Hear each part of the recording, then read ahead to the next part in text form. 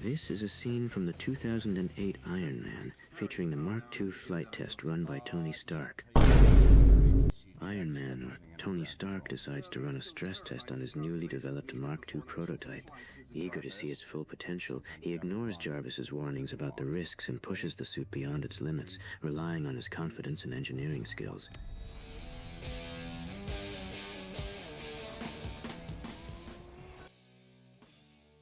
To what extent can Tony Stark realistically push his suit under extreme conditions? However, the three main concerns are the thrust required for liftoff, why the suit freezes at high altitude, and how fast the suit was actually going and what that means for its kinetic energy during flight.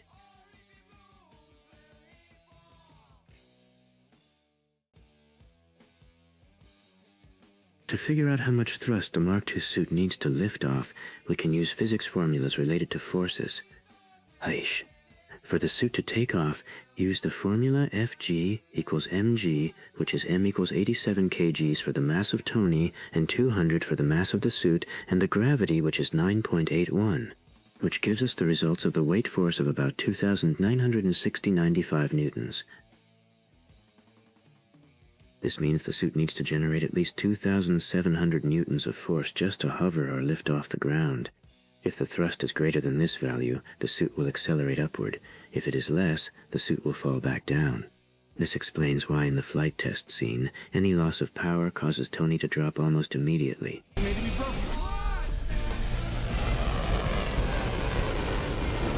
Sir, there is a potentially fatal build-up of ice occurring.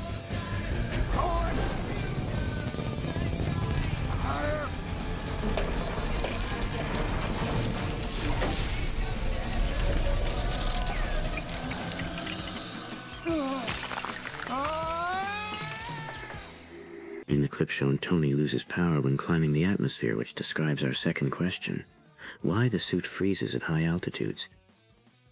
You can't fully solve the freezing part like thrust or energy. Step 1. Use the equation. Q equals mc delta T. Step 2. Make reasonable assumptions.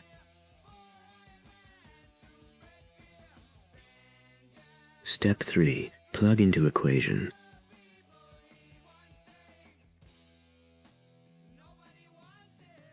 Step 4. Calculate.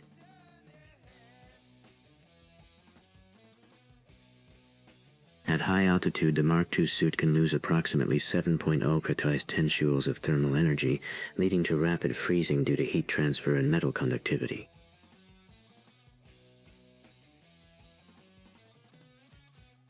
But the final key part of the Mark II flight test is figuring out how fast Tony Stark was actually going and what that means for his kinetic energy.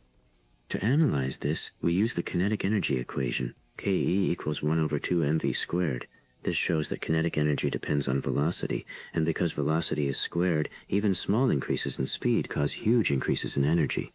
In the flight test scene, Tony Stark climbs to about 85,000 feet in just 32 seconds. Converting this into calculations gives v equals time divided distance equals 809 mean milli equals 2,900 km/h equals Mach 2.3 speeds. This means Tony is moving at approximately 2,900 kilometers per hour, or Mach 2.3, which is well into supersonic speeds. For comparison, fighter jets like the F-35 reach about Mach 1.6, or roughly 1,900 kilometers per hour. This shows that the Mark II is operating at speeds significantly higher most aircrafts. Because kinetic energy increases with the square of speed, this extreme velocity results in massive energy during flight, meaning even small changes in speed would create very large changes in force.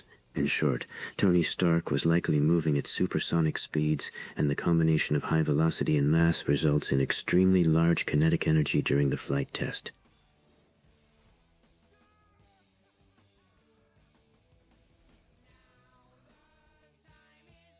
In conclusion, all three main questions from the Mark II flight test can be debunked using physics. The thrust required for liftoff shows that the suit would need extremely stable and continuous force just to stay airborne, which is difficult to maintain in real conditions.